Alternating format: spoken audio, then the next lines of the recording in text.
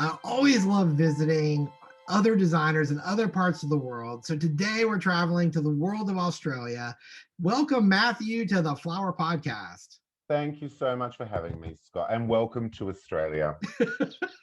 it's it's always fun. It's like I think our first or second season we've had some other Australians and I've as I told you before, you've been on my bucket list for quite some time, and I'm glad we could make this happen. And you're welcome to my bucket. So I love that. Awesome. So I always love to start the traditional question: how did you get into flowers? Why, like, how did it all begin? So for me, I'm a third generation florist. So my late grandmother, my great aunt, my mother are all florists. And I grew up in family business, and it's something I never ever thought I was ever going to do or pursue or anything like that. But it was one of those things when you're in a family business, you're a child, and then you realize, if you help mum out and you scrub the buckets and you do all of the medial tasks, you get treats. So just like a little poodle, I scrubbed all those buckets, and yeah, I still didn't really want to do it until I was maybe 12 or 13, and then I was kind of put into what back in the 90s was very much like competitive floristry, like where it's all like Really? there was competitions going on here, there, and everywhere, and I started winning them, and I thought, well, I could probably make a little side business of this, a little side hustle of this, and then I don't know. I think the passion must have just grown within me. It's in my DNA. So that's how I started, and I never really looked back. That's fascinating. I didn't realize third generation. Yeah. So you didn't like take over someone else's business. You just started your own thing. So this is a great thing because my mother is actually quite a celebrated florist also, and she more than me actually. She didn't want me to be part of the family business. In fact, when I was like 12, 13 years old and started really kind of working in her store, when I got to 14, she said, Matthew, if you want to go and do an apprenticeship, you actually need to go and do it outside the family business. You need to go and do it somewhere else. So I did. I went to another great florist here in Perth and did my apprenticeship. But she actually sold her business when I was 16, and I was Wow. devastated. And she said, "No, Matthew, I don't want you to live in a shadow of my legacy. I want you to go and establish your own." So whilst I could have taken over a very, very successful and comfortable situation, I am glad in hindsight now that I didn't, because I would have absolutely forever lived in her legacy. Wow. What incredible parenting. I mean, that's awesome. I mean, you just think Yeah, how many people, feel like that's part of the expectation that you're going to carry that torch that they started. it's that real farming attitude. Do you know what I mean? Where it's Yeah, like, you're in farming and, the children take it over and right. continue it on. And I remember at the time thinking, she's crazy. Why would she do that? What terrible parenting. And then I look back on it now and I'm like, it was actually really good parenting. Yeah. Wow. That's incredible. So now does she work for you at all in your business? Mm. 61 years old and now she's on my payroll. I love it. How fun. Now, so Yeah. okay, so I'm just kind of curious now that I know this. Yes. Um, your mom's business Yes. was a certain kind of business, and how is yours different? Or did you take that idea and just decide to make it your own? I mean, how did you evolve, I guess, This is through that? Yeah, this is interesting because yes, mum's business. When I look back at what her original business was to mine now, it's polar opposites, worlds apart. And I went and did my apprenticeship, and then when I was 17, my mother and I actually bought a business together, and so we actually went into business together. And then that turned into a couple of stores together, and we kind of were in this bridge between what I wanted to do and where I saw the future of the business, and kind of what she knew was tried and tested. Mm. And we sat in that holding pattern for, I think we were in business for 5 years together. And it was actually a really great experience because it was also that the GFC, so with obviously the global financial crisis happening, it was a really interesting time to be in business. And social media was evolving, and websites, web sales, all that sort of stuff was really changing. So that experience as well, with her guiding me, and every time I said I want to do this, and then she'd say, I don't know, that's a good idea, and I did it anyway, and it wasn't a good idea.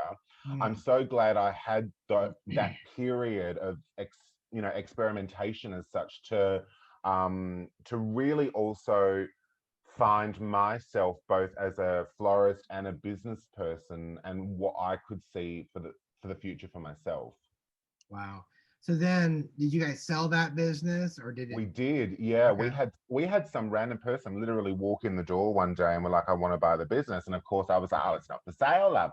And then Mum actually said to me, she said, she said, you want to go and live overseas, Matthew. You want to go and do your own thing for a while. And because I left school at the end of year 10, so as soon as you're able to here in Australia, all of my friends from school had those gap years and university and all that sort of Mm. stuff. I'd never had it. I'd kind of worked straight through. So I was like, yeah, you know what? I'm due for kind of like long service leave right now. This Mhm. actually could be a good opportunity. And to be honest, I'm glad we did, because it really sort of like stopped that for us, in the sense that we had a clean break, and then I went to do my own thing, she went to do her own thing. And then when I moved back to Australia, I was like, do I want to be a florist or not? And then I Mm. thought, you know what? I'm going to do it my way. Mm. And if it doesn't work, then I'm just going to walk away, because, I really, because when I moved back from living overseas, of course, living overseas as a 22-year-old male, I thought I was a Kardashian. So I moved back You just here. sold your business, so you had Oh, money, and I thought yeah. I was yeah, well, that went real quick. So I came back. When I moved back to Perth, I had almost $100,000 in personal debt that I had racked up living overseas, Wow. and I only had $10,000 cash to my name. So I knew that $10,000, if I was going to start a business, it was sink or Now or swim. never. There Yeah. was no option. Like, if it fails, you have to just go, it failed, and walk away. Mm. Mm. So is that where the name and brand Matthew Landers began? Interesting, because I spent a lot of time in Paris, and one of the biggest things two things. I remember going into a florist shop in Paris, and I sort of swanned in there, and I was like, wow, this is really beautiful, really super high end. And they had designs for sale that were like €1,000. And I was just like, there's €1,000 arrangement full of roses and hydrangea just sitting here on a pillar for sale, things like that. And it started going through my mind, and I was like, surely they don't just sit here for show. Like, they must actually sell them, otherwise they're not actually doing it. And then, being that I thought I was a Kardashian, I went into the Hermes flagship store, and Uh-huh. I'm standing in the Hermes store, and I thought, you know what, love, today's the day. Buy yourself a Birkin. Treat yourself. You know what? It's going to happen. And I stood there, and this Parisian woman who was made of stone, as they all are, she put gloves in front of me, and she was like, if you'd like to handle the bag, you're going to need to put gloves on. And then she put this Oh bag my gosh. front of, yeah, and then she put this bag down in front of me, and I was like, oh, she's cute, and I'm looking at this bag. I was like, well, how much is this crap? And she's like, it's €45,000. And I was just like, oh, well, maybe I'm not buying this bag today. But the thing I took away from that was the level of commitment she had to both the product in front of me and the brand.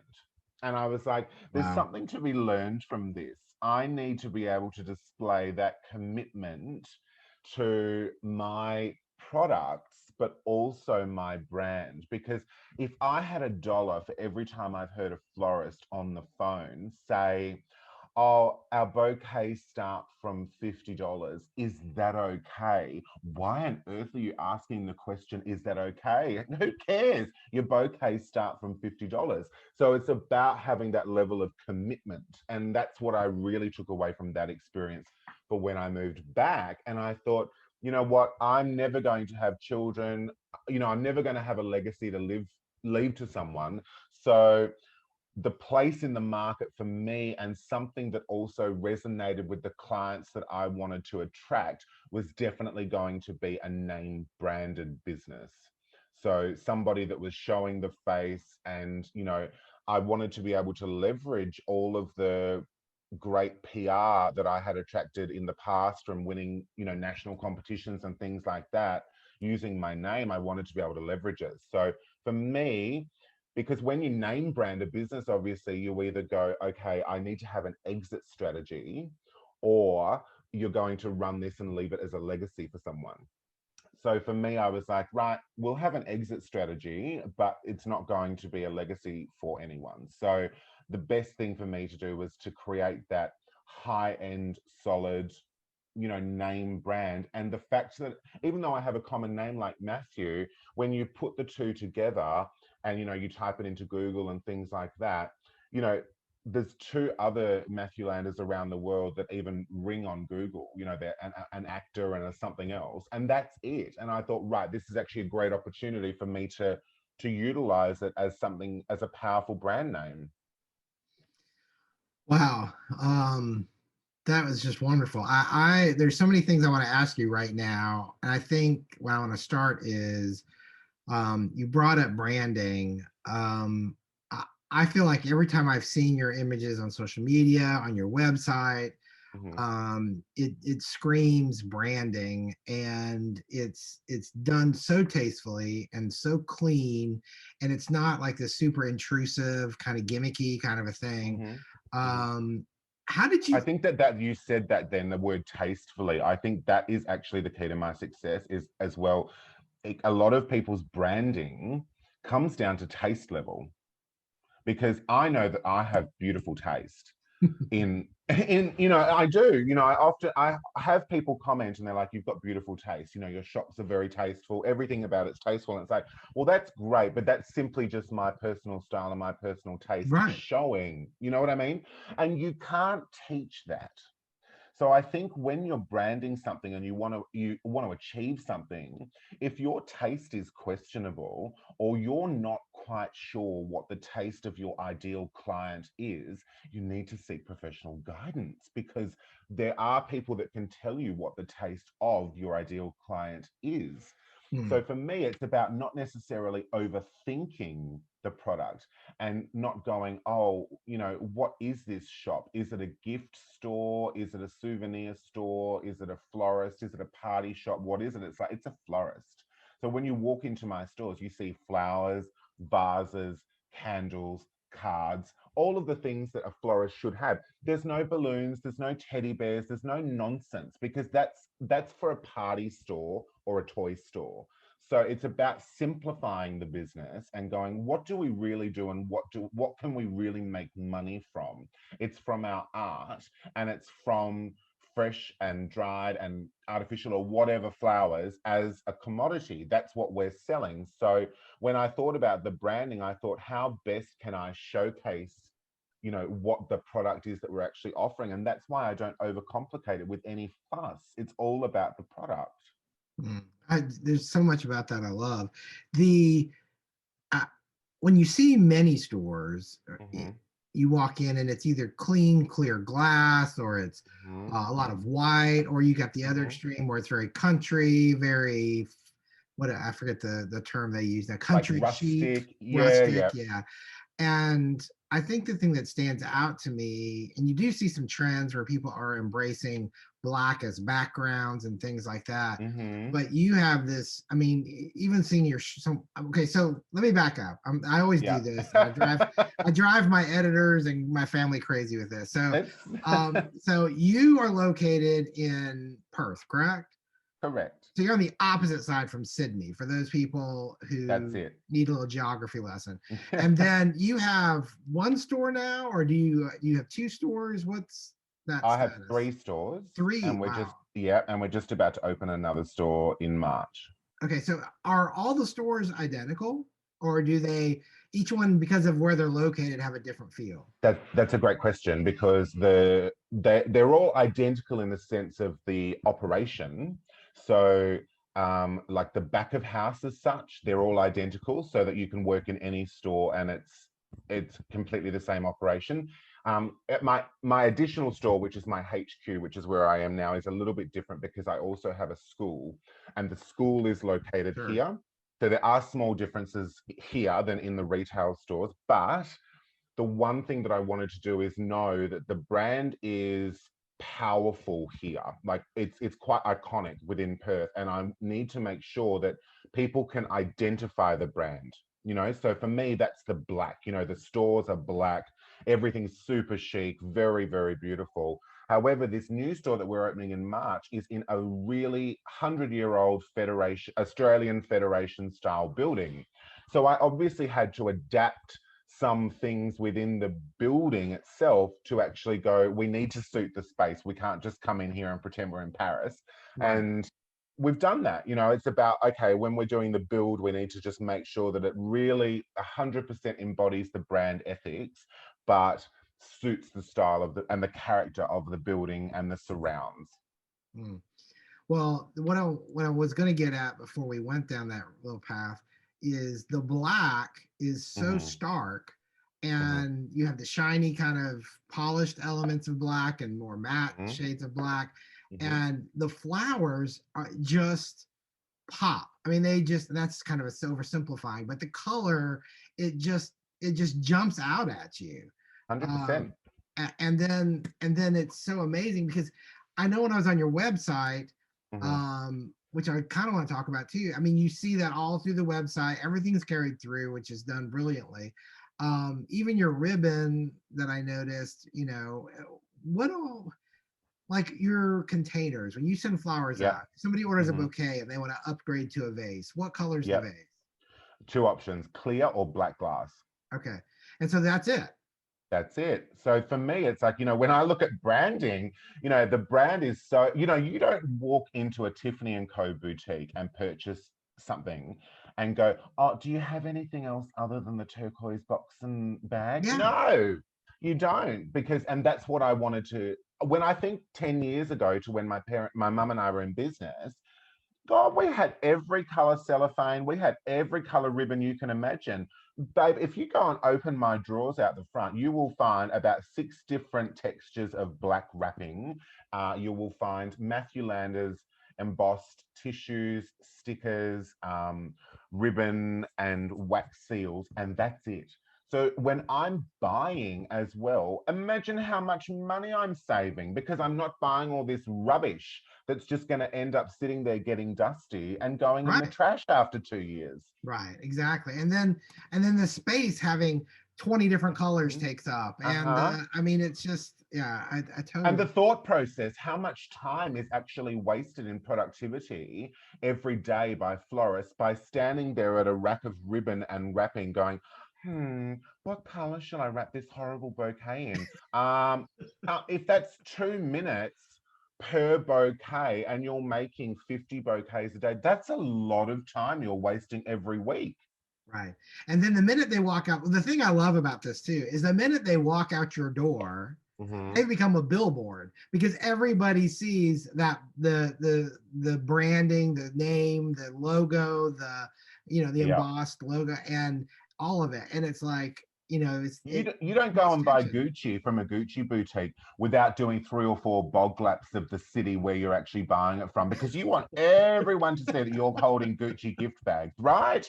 So it's the same for me. It's like we put the extra effort into the wrap. And just like Gucci, the cost of the wrapping is built into the cost of our goods. That's what people are more than happy to pay for. And my whole business is built on trusted referrals, my whole business. So to have those walking billboards, everything has to be 100% polished because you're absolutely right. If someone stops someone in the street going, those flowers are beautiful, you want them to look at the most beautiful flowers that they've ever seen in their whole Right. life. And sometimes it might just be literally one bunch of hydrangea en masse, but it's the wrapping, it's the presentation, it's what we call the sparkle. That's what we refer to it. It's like, oh, I don't know if that bouquet's got enough sparkle. And when I say that to one of the girls, it just means it needs more. You know, it needs more ML ribbon, or it needs, you know, something else attached to it. Mm.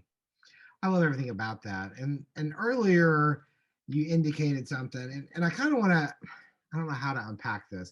I love what you said earlier about the associate that was helping you with the gloves and everything, Mm-hmm. and how you that she had a commitment to the brand, the Yeah. product, um, and and I feel like that is one of those things that is so lacking. Like one of the things that people are apologizing for what they price things at. People don't have that confidence. And how do you deal with that? Let me maybe that's the best way to ask it.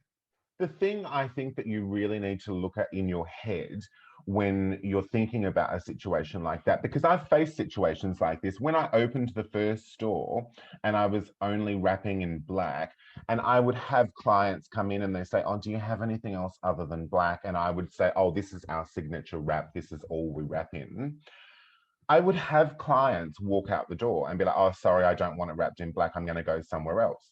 And I actually had to get my head into a space where I was like, this is actually a really, really positive thing, because all those people that are walking out the door are not my clients. They're not my Mm. clients. They were never my client. They're actually the client of the florist down the street that's wrapping in hessian and rope. That they're actually their client. They're not my client. So it allowed me to focus on the people that were coming in because of how chic the wrap was, because of how beautiful the presentations were and things like that. So I think it's about really understanding that business is business. And if somebody says, oh, that's not for me, it's okay. They're not your client. Let them go. Don't hold on to that, and don't try and hold on to them. Let them be free and wait, or encourage the people that actually are in fact your client to come in the door, because they're waiting for you. They're waiting for something about you or your business. So I think it's that level of commitment going, no, this is what I'm doing. You know, this is, this is how it is. There's no if, but, or maybe. So I think that experience that I had in that Hermes store really solidified that for me, to go, no, you've just got to commit to it. Whether people do or don't like it, this is how it is. Well, it's so funny because so many people will make that the issue, but the truth be known, if the flowers weren't spectacular and fabulous, Mm-hmm.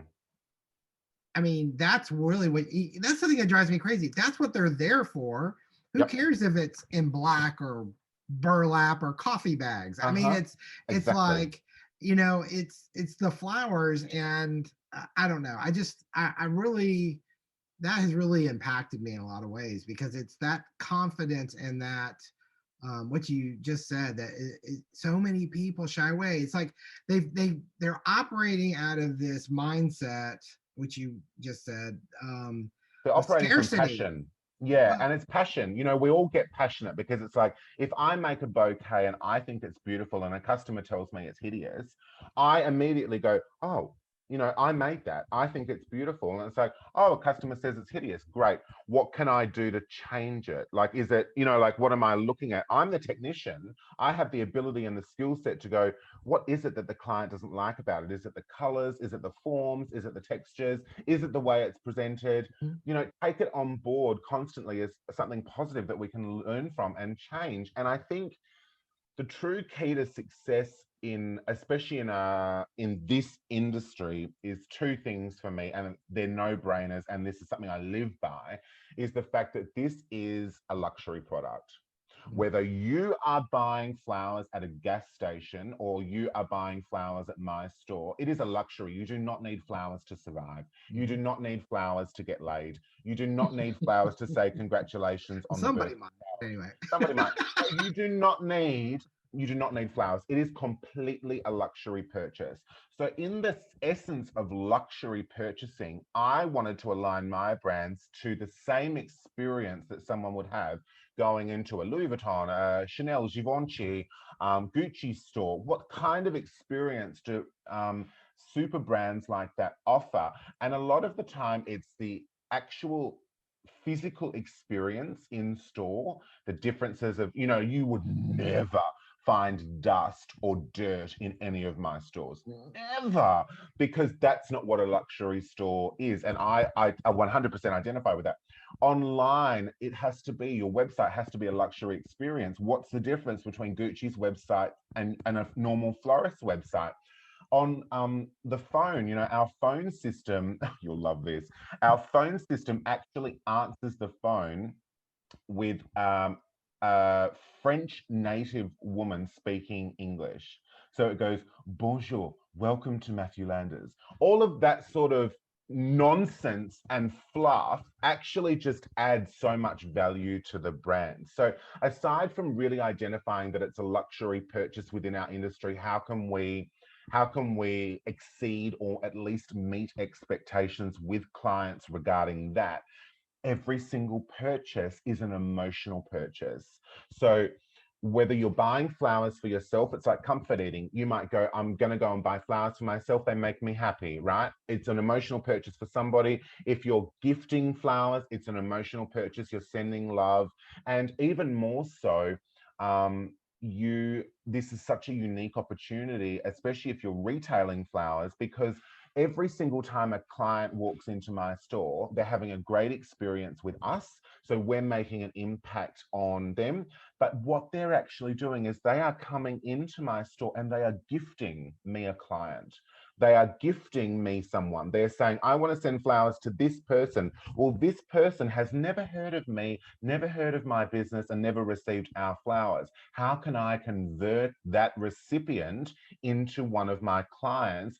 By giving them a great first impression. So giving them a lasting impression. And that's what I meant when I said about trusted referrals, because that's what it's happening is a client is actually giving you money and they're giving you a client. So when you also are dealing with that emotion, it means that if there's any conflict, complaints, things like that, no one's rational. Because if you Yeah. order a television from Amazon and it arrives and it's the wrong size, what do? You quickly ring up and you say it's the wrong size. Oh, so sorry. And they send you a new one. You're never going to lose sleep over it. If you send white roses to someone for their anniversary instead of red, it's big. It's emotionally driven, and it's a situation, you know what we're all like in emotional situations. Sometimes we don't behave rationally, we don't behave with kindness, and we don't behave in a manner in which you would wish to be treated yourself. So it's about identifying that when customers do come to us with conflict, that we have to understand and acknowledge and respect that we're dealing with their emotions. The money's not actually the problem. They don't really care if they get a refund or whatever. It's the emotion attached to it. So I think it's about florists understanding that concept of the luxury behind our industry and the emotion attached to our industry. And lastly, the fact that people give us clients. We put it out to the universe that we want to be successful. It's actually up to us how we manage that success by how we interact with the recipients, the people that are receiving the flowers, because it means that the person that's come in and either in store, they've ordered the flowers or they've phoned up, they've had a great brand experience, they're going to be back. There's no other substitute for your brand in their eyes. Yeah. And now it's about passing that on to the person that they're in fact sending flowers to. How can I make that same lasting impression and impact on that person so that they then revert back to us and they want to be a client of ours and carry on that flow on effect? So important. But I think it's something that people don't think clearly about. How can I turn this into a process so that it becomes circular within the business and keeps coming back to us? Yeah, because so many times people spend more time replacing customers than they do keeping that circle and flow.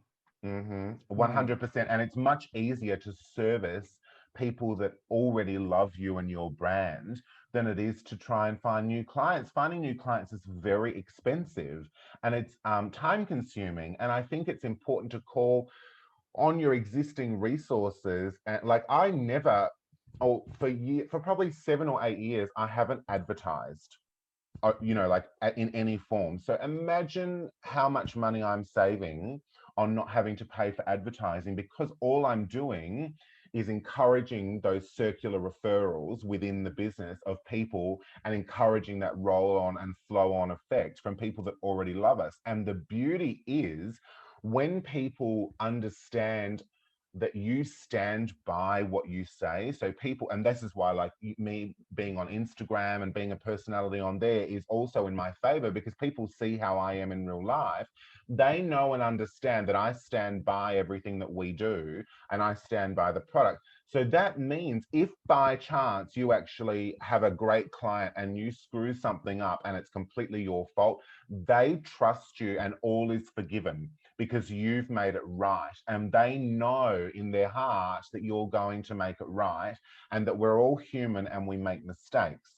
So it's about encouraging that system rather than going out, because as soon as you put your hands out for new clients, you're actually also targeting people that may not know exactly what they're in for. You may not meet their Right. expectations.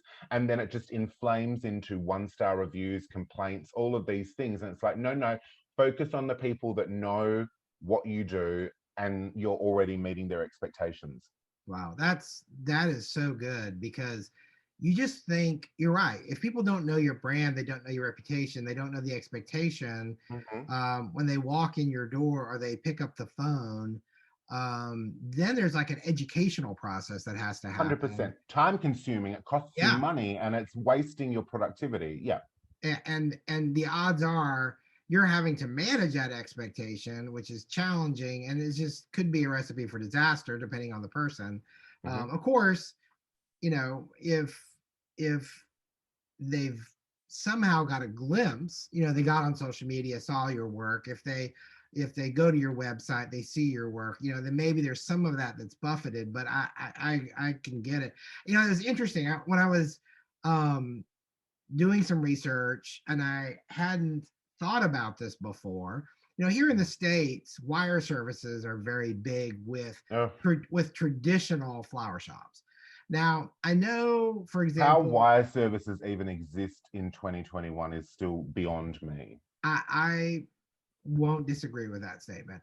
Yeah. I the thing that was sort of interesting to me is when the World Cup was held, FTC, or it's not FTC, what is it? FTD. Yeah, yeah. FTD, sorry. So Mm. FTD, I'll have to edit that out. So FTD was a sponsor, and then I knew there was another organization that I think was and Australian then and based. then went broke a month after. Yeah, and then when Bart won, then you Yeah, heard you heard the Australian version of that sort of situation, and I yeah. just thought, in other countries, how big are wire services? Obviously, I can't imagine you use them at all. Why would I? What? Yeah, Why would I want to, one, discount my products, diminish my brand, build someone else's wealth, and take focus away from my own business? How ridiculous. The false economy that people doing wire services have in their own mind. And don't get me wrong, because I grew up in a business where wire services, it was business. Like, and I see how that impacted my mother's business in a positive way throughout the 80s and 90s. Do not get me wrong. I've seen how that business model worked previously. Unfortunately, I don't believe that that business model evolved with how the world and business evolved throughout that sort of 2000 to 2005 period. And I think that they actually blew holes in their own ship, and that's kind of where it's at. But for me now, when I first started the brand 10 years ago, oh, I was going to sign up for wire services, don't get me wrong, like that, because that's that's what what I you was do. built in. Yes, Yeah. it was built into me. And then I thought, hang on a minute, girl, if you're going to give 30% to Yeah. someone else, what on earth for? And that's the thing. It's like if you focus that 30% out of $100, if you're losing $30, I can guarantee you that with $30, even just in Facebook advertising, I could find 10 new clients. Like, it doesn't make sense to me. So it's like, I think that it comes from a place of confidence. Some florists may not have the confidence to actually let that go because it's been such a strong part of the business for decades potentially. I understand it. Don't get me wrong, I get it. And it makes complete sense to me in my head. But at some point, if 2020 taught us anything, sometimes you've just got to adapt and you've just got to grow a set of balls and just do it, and just be like, this is it. This is what I have to do. This is the future of my business. And it's not giving someone else money. Well, back then though, it was a safety net, and it was um It was we also a didn't. community. It was a Yes, community. It yes, was, you could pick up the phone to other florists around the world and around the country that you dealt with before, and you'd never met these people. But when you right. think about that now, that what is that now? That's Instagram. I can reach out to any florist around the world and slide into their DMs and be like, hey, really loved that wedding you did. Have a great day. It's exactly the same. It's just evolved into something else. Yeah. And that was the thing I'm thinking is, if that $30 out of every 100 you took Hmm. and bought the social media ads or had a better website developed, I mean, and it's not, and the thing too that drives me crazy is it's not always even just about the $30. It's the fact that you might not see that for how many weeks? Um, yeah, And you're potentially making items that are not what you would deem as on brand for you. Like, I don't want to be making little boxes with alstroemeria, gerbera, and carnations. That's not on brand for me. So why would I want to be doing that? And I think there are so many florists around the world, and I notice particularly in the States that there's a lot of florists that actually don't have a website other than the one that's owned by the wire service. And I think this is mental. You can build a Shopify website in a day and well, it costs nothing. I just don't understand it. It's beyond me. yeah, I recently met a person who's recently opened her brick and mortar, her retail store. Yeah. She kind of got it off the ground working, I think, out of her home, and then while she was getting the other pieces in place, and and we were talking, and she uses a wire service, and I said, well, do you use Instagram? Do you use a social media platform? And she goes, oh, yes, we have an Instagram account. I'm like, okay, can I see it? Well, she wasn't that familiar with it. Like, she didn't even know what her Instagram account. I mean, she figured it out. It wasn't like it was not that bad, but then that just puzzled me. And so as we kind of Hmm. talked a little bit more, the wire service did her Instagram account for her. Uh, And so you can imagine the images were like stock images. I mean, yeah. it wasn't that it was awful, but then the hashtags they were using were very, like, 49 million people probably saw that hashtag. Not, it's probably like, it was so diluted because the hashtags were so generic that they were, like flower lover. I mean, But also, it means that, for instance, that particular person, that their social media account has no soul and no right. identity of that person. They're actually just advertising for someone else. A vase of flowers that a computer made. It's superimposed onto. So it's like, how I think that's the thing. It's like your brand identity is the key to all success. If you haven't got an identity, you don't know where to start. Like, you don't know what you're working for. Hmm. That's so good. I'm really glad. Number one, I appreciate you saying that. Number two, I appreciate you not mincing words about it, because Mm. sometimes people like to put a bow on that and not package it quite so bluntly, we'll say. But The thing is, as um, well, I think, is, we have a Facebook group here in Australia of florists, and it's so toxic in that Facebook group. And I think, good grief, why? One, how have all of these people got time to sit there in Facebook? Like, I'm way too busy for that. And two, where's the sense of like community and solidarity? Because I know that this is such an insecure industry for whatever reason, but I don't understand, because if people could actually just block out the noise and just focus on your own, no one else can be bothered by that, because it's like, oh, sorry, darling, I'm too busy on my own pathway to worry about that. And why would you want to actually bring someone else down? Like, I don't understand it. It's like, let let them go. And I think that the only because don't get me wrong, there are a lot of people within the industry these days, because it's always been a very transient industry, I think, floristry as a whole. People come and go, and there's obviously those that stick around for a while, and it's that kind of industry. And I think for me, there are a lot of people that have watched a 15-minute YouTube tutorial and taken a heap of pretty pictures on Instagram, and all of a sudden they're a florist. And you've got people that, like myself, that have spent decades and tens of thousands of dollars training and getting better, and all of these things, that go, oh, I see how it is, Dal. But at the end of the day, we can't be those people Right. that sit around and criticize that, because I very much liken floristry to dancing. And hear me out on this, because when you think about dance, right, you've got ballroom, you've got ballet, hip hop, modern, jazz, contemporary, right? So you've got all these genres Right. of dance. Now, if you want to be a ballerina, love, you are flexing those little toes of yours from like 6 years old, right? You are turning yourself inside out, and you are training 7 days a week to be a ballerina, right? If you want to be a hip hop artist, you might just naturally be able to dance. And then all of a sudden you find yourself as a backup dancer for Madonna. You've never had any training. You never went to Juilliard, like that's where it's at.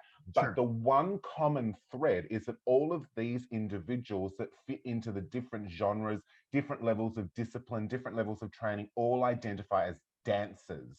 Mm. So we as florists, we identify as florists, but we all fit into different genres. And I think it's really important to understand where you fit and not look at other genres, because it's not like, if I look at myself as a classical ballerina, like I've been trained as a classical florist as such, I've grown up in it, I'm very skilled. It's about going, well, I can't dance hip hop, so I'm not going to even try. Let the hip hop dancers dance it, and I'll focus here on ballet, right? So that's how the analogy in my head I have to get to, where it's like, if we could only identify that there is absolutely a place for all of us, and there is a client for all of us, that's it. Like, why bother criticizing on something that you don't understand the discipline? Mm. I love that, because there's so many times where, because someone doesn't agree with a style, or they don't fancy that particular, there was a customer I remember that, hated sunflowers, and we Mhm. used to give her a hard time, not ugly, but just kind of tease her a little bit. And she took it really well. And then finally one day she used them, and her customers loved them, and that was great. But she still wasn't that wasn't her brand. She didn't want to be that kind of a casual Yep. floral boutique. And so there's nothing wrong with it. I mean, it's like this kind of all comes together with the confidence, and just the branding. What do you want your brand to look like? And Yeah. then and It's then not it's not just what do you want your brand to look like, it's what do you want your clients to see. that's a good distinction. What brands do you as an individual resonate with, and why? Because are you an aspirational brand, or are you an everyday brand? Because there's a difference between shopping at Kmart, Target, and Walmart, right?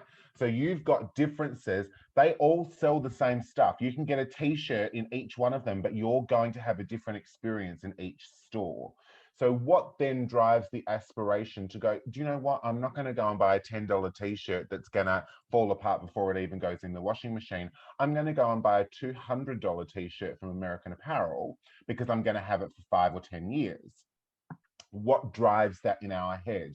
Because that's the difference between buying flowers at a gas station and buying flowers from a boutique florist, or ordering flowers for your wedding, for example, by someone on a broken down old farm, selling roadside flowers, or an urban city florist? What's the difference? What attracts that? Because it all comes down to the client and the branding.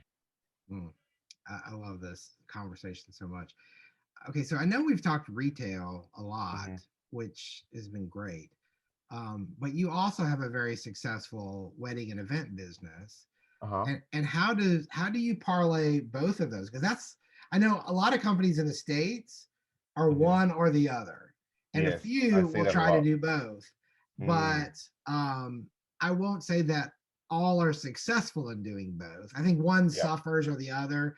And it may just depend on staff reputation or whatever. I mean, it's each, of course. yeah. There's So there's so how have many you done moving that? parts. Right. So the one business, when I thought about all the luxury businesses around the world, and I thought, how can I draw inspiration from one brand to how I wish to operate my business? And it actually came down for me to Armani, because Armani is known as just that, it's Armani, right? But if you look at the word Armani, underneath that you have Giorgio Armani, Armani Privé, which are the two top, like this is the couture, right? Mhm. Then you have Emporio Armani, Armani Sport, EA7, like the lesser expensive, watered down versions, everyday pedestrian Armani brands. And then you go down even further to other subsidiary brands, but it's all known as Armani. So that all those individual businesses falling under the one umbrella service different clients. So for me, I had to go, right, my retail side of the business is very different to my schools. It's very different to my training side of the business, which is then, of course, very different to the hotel and corporate side of the business. And again, different in weddings, offering different services, different levels of expectation. Offering also from a back of house perspective, different levels of time and care that need to go into different services. Right. So I have retail team, I have wedding team, I have, different teams that work on different events. So for instance, here in my HQ, it's only 8 in the morning, but shortly my team will arrive and we're starting on a wedding here for Friday. And it's a different team. These florists that are working with me today don't see customers. They're not my retail front facing team. They're exceptional florists, and we're all here to do a job to get these weddings done. So it's about identifying within the business how it all flows together, and also how you can get the best from people. So, like, I have a brilliant florist that works for me.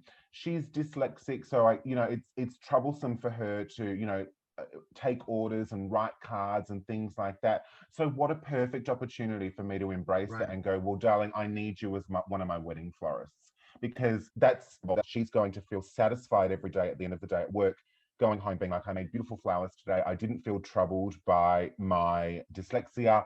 And it's about finding that within the business as well, who suits different roles and different jobs within the business. But for us, I think the wedding side of the business, it's really important to embrace as well. We do a lot of weddings, and I only put up on Instagram and the website and things like that weddings that I would like to do again, or weddings that I think resonates with our client and our style. Because if I was to put up some of the hideous weddings that we have done, Hmm. because they exist, like we have clients that come to us, especially clients that have, because we're so close here in Perth to Southeast Asia. In the past, a lot of international clients have come down and got married at hotel partners that we have, and they want combinations of flowers that I would never dream of. But of course, as a business person, very happy to facilitate their vision. But if I was to put that on social media, I would start getting asked for those weddings. And it's like, do I want to put it out to the universe that I would like to do more of these? No. Will I put out to the universe on the website and social media images of 10, 15, and $25,000 weddings? Absolutely. Because then it means that people that are seeking those services and seeking that sort of wedding will then come to me, trusting, because they've seen, oh, we've done this before, we know what we're doing, we can take care of this, we can execute the job for them. Mm. Well, and I think you hit on it right there too. It's like you're providing a service. Somebody's coming to you because of your expertise, your techniques, your skills, your teams, Mm-hmm. all of these things. And if they suffer from bad taste in flowers, you're willing to accommodate that, but you're just not going to put that on a billboard. So, um, 100%. yeah, and I think that's smart because a lot of times people are I'm, afraid to do that. They're like, I can't do that. That's not my brand. And mhm. see, this is where having these separate entities, Yes, of course. There yeah. have certainly been clients. I mean, just a couple of weeks ago, I had a wedding client in for a consultation, and she was telling me what she wanted. And as the vomit started to come through the back of my mouth, I thought, I just can't do this. Like, I just can't do it. It's for me. And I actually said to her, I was like, darling, I'm going to be really honest and really straightforward with you because I know that that's what you're going to expect from me. And what I'm going to do is I'm going to tell you right now that I am not the florist for you because this wedding doesn't really, whilst I can execute this beautifully for you, it doesn't resonate with my style. And I know that it's not going to bring me joy doing this wedding for you. And that may mean that it's not going to result in something that's 110%, which is really important for me. And I need it to also meet your expectations. So I'm going to leave you here for 5 minutes with a sparkling water, and I'm going to go and make some phone calls to other florists to see if they're available because I need to actually refer you to a florist that's their style and they're going to give you 120% and that they're going to really have joy from doing your wedding and you're going to see it in your wedding flowers. And she was so grateful for me. And I know that she will be back as a client because I was so honest and straightforward. It's no different to someone coming into the retail and saying, oh, I really want um, dyed blue orchids. And as you grit your teeth, you just very politely say, look, darling, we don't have any dyed blue orchids here. It's not something we stock. But what I'm going to do for you is I'm just going to quickly pick up the phone to the florist around the corner and see if they've got any in stock. And then when you say that, do that for a client, you offer that level of luxury service, it comes back to you because that person remembers that even though we had nothing to gain, we didn't get a sale, we didn't see a dime, they remember that you went above and beyond. And if you went and sat in a Gucci store and you wanted to try on 300 pairs of shoes, it would be no trouble for the sales associate that's, assisting you with your purchase because that's the level of luxury service. So I think it's really important to embrace that within weddings as well, and especially corporate clients, is that they're expecting, whether they're spending $1,000 or 100,000, they're expecting that level of service. There's a difference between buying a Toyota Corolla and buying a Porsche Cayenne. You're going to get different levels of service and different levels of aftercare. So you go and buy a Porsche and you're going to have someone call you from the dealership and say, how is your new car? Right? You buy a Toyota Corolla for $15,000 or whatever it is, and you've got the keys. You drive off the lot. You never see or hear from Toyota again, and that's the difference. It's like you want to make sure that we also have the ability to take on board those criticisms to make our businesses better. So every now and then, I will just randomly go through our order history from the week. So, like tomorrow being Friday, I might just go through from like an order from Tuesday or Wednesday, and I'll make a couple of phone calls. And I'll be like, hi, it's Matthew Landers calling. You sent some flowers on Tuesday to Shirley. I just wanted to call and confirm that Shirley loved the flowers. Is there anything that we can do to improve your experience that you had with us? Blah, blah, blah. It gives me an opportunity to listen to if somebody's had something happen to them, because a lot of the time people have negative things happen to them and they don't complain about it.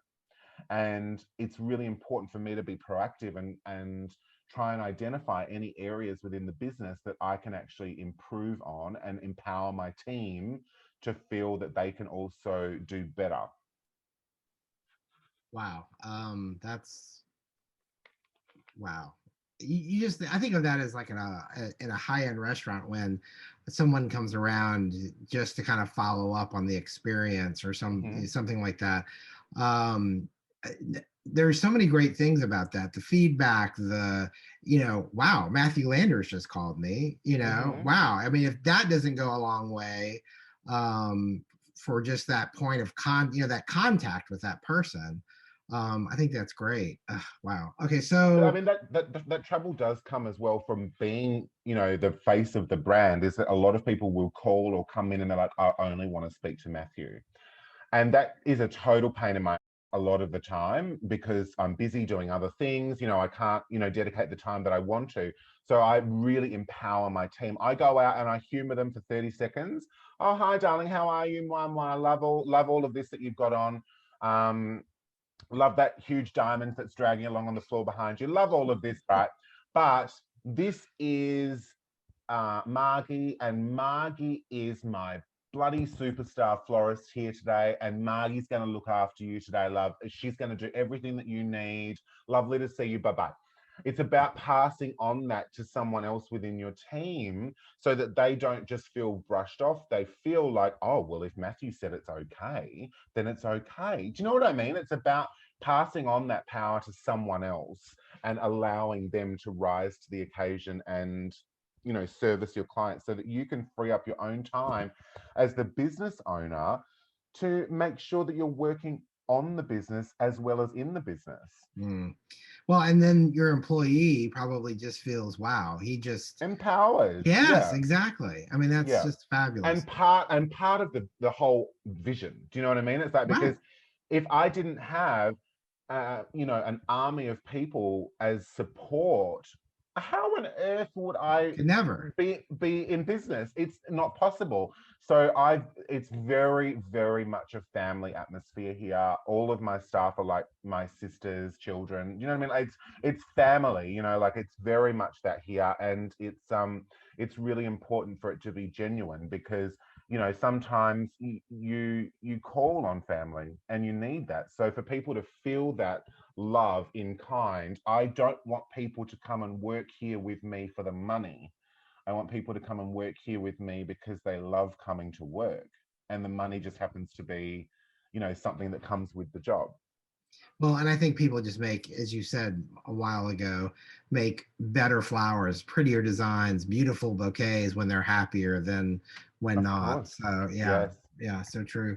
One of the things I've noticed, having seen a lot of your imagery, the Mhm. kinds of flowers that you sell, sourcing flowers, what's that like in Australia, especially for a luxury brand? Look, I have to be honest. In Western Australia, here in Perth, it is different to anywhere else I've ever been in the world, and I've been around. And it's Mhm. like we have very, very few growers of flowers here in Western Australia, and it's simply because of our climate. We basically live in something similar to Dubai. Do you know what I mean? Like it's that Mhm. same sort of climate.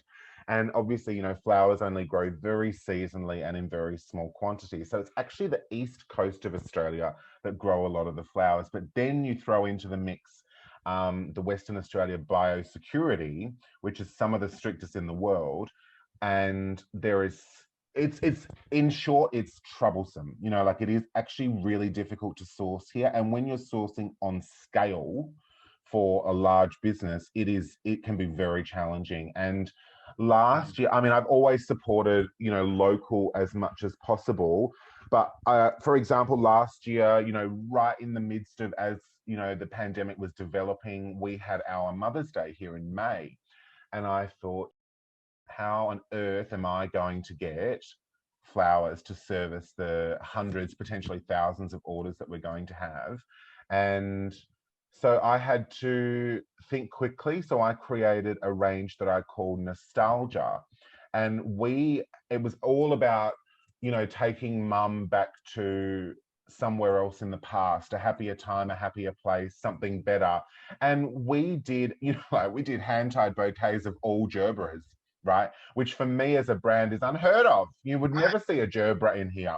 But I tell you what, once you put the story to it, the Right. meaning and the passion to it, people were like, this is bloody fantastic. Because I was like, we need to support our local growers. And if our local growers right now are selling gerberas and they're selling oriental lilies and all those things, then we need to buy them. We need to make sure that these growers are here in the future for us. We can't just let them disappear.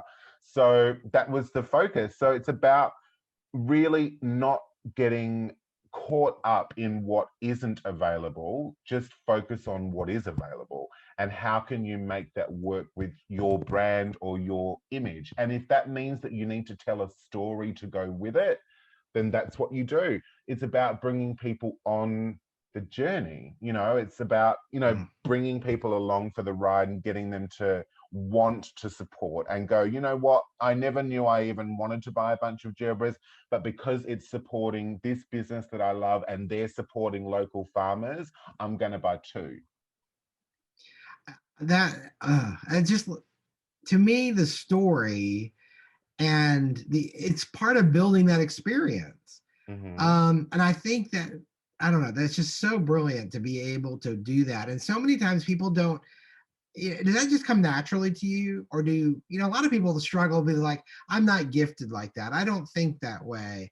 And I think, is that a muscle we have to exercise, or is that I think something it's you're just I good at? think it's interesting that you say that, because I think it's 50-50. Like, I Mm-hmm. think that there are definitely skills that I have, um that I, to see in myself that I don't see in others. And then I think that there's the other 50% is actually just having the balls to do it. I think it's about having that confidence and that self belief. And don't get me wrong, like, people would see me from the outside and they're like, oh, he's so cocky, he's so arrogant, he's so self confident. And that's actually not the case. Like, if I was to go into a room of people, I'm more than happy just to sit in the back and just, watch the room, sort of thing. Like, I am actually not that person. So for me, a lot of the time, it's actually a learned behavior to go, you know what? It's a gamble. Being in business is calculated risk. And for me, it's about, let's just do it, and let's set up a plan. Like, I always look at it like a flow chart. So we start here, and then if it goes here, then we move to here. But if it goes here, then we move to there. It's about identifying, if something's working, that's awesome, but how do we then evolve it? Or how do we continue to get that to work further in the future? And if it doesn't, how do we either make it go away, or how do we transition it into something else? So even just as an example, when we do our seasonal range, right? Each quarter, oh, plus Mother's Day and Valentine's Day and Christmas. But when we do the seasonal ranges, we shoot 12. We have 12 products that go onto the website that are available for purchase. However, I always shoot 16 to 20 products. So I always have that bank of products that don't make the website, because as soon as the new range launches, I am watching that like a hawk, so that I can see if one of the products is not performing. Great, get rid of it, bring in something else. If change the order of the products, things like that. How it's about monitoring and being willing to understand that, again, like what we chatted about earlier, you may love it, but your clients don't. It doesn't resonate with them.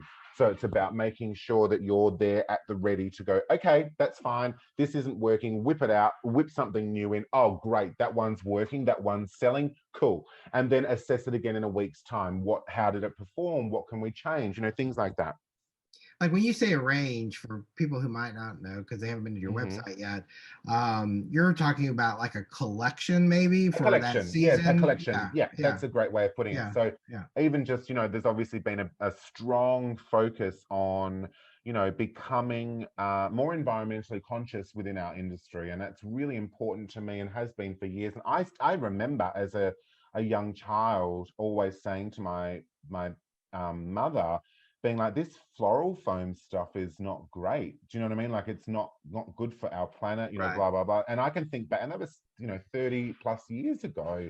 So I'm delighted to see that, because of social media, that there has been action on that front, and that we're starting to be able to commercialize this. So also what I'm doing in the business is subliminally educating my clients and slowly transitioning away from everything that's in foam. So rather than just going and putting out some firecracker statement being like, we don't use floral foam, we're environmentally friendly, but your flowers are actually arriving in a van that uses diesel, so go figure about that.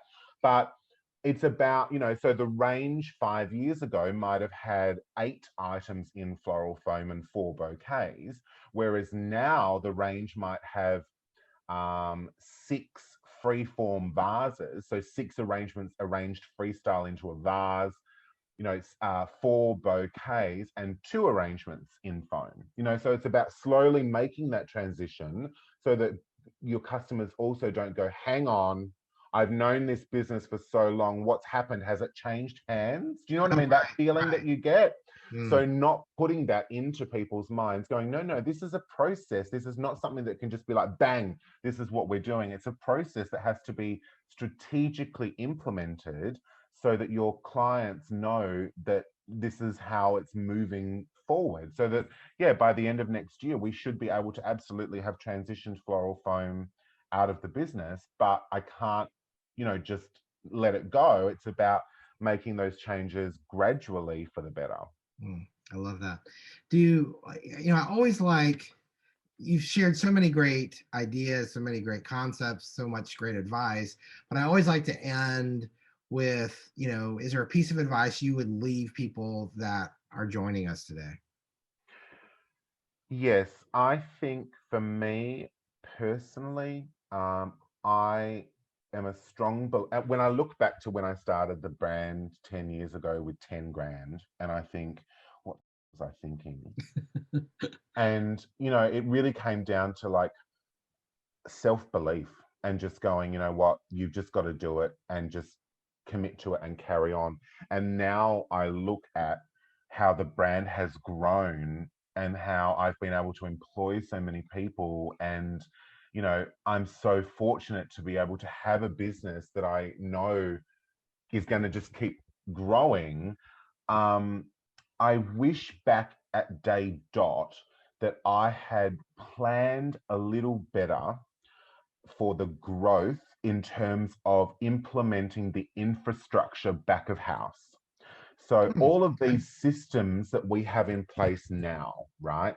So like my office manager and my office assistants have like templates, like of how you respond to different conflicts, how you respond to clients, things like that. Working out the ethics of the brand, working out different policies, procedures, and processes. I wish that I'd spent more time on that in the beginning when I had the time, rather than having to go back and really do it like 2 or 3 years into the business when I was a little more time poor and it became more of a chore because it was a necessity.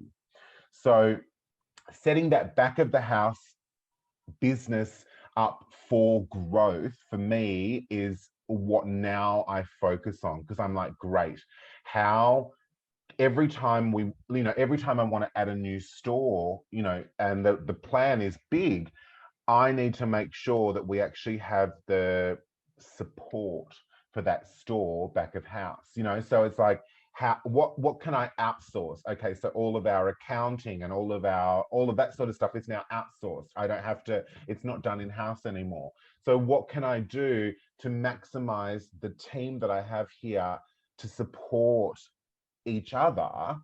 um and it all comes down to, because it's like anything, if you haven't got that concrete foundation, you can't build from it. So I feel like sometimes we all go in business, especially as creatives, and we go and we chuck the walls up and we open the door, and then all of a sudden it's like it's not in a concrete foundation.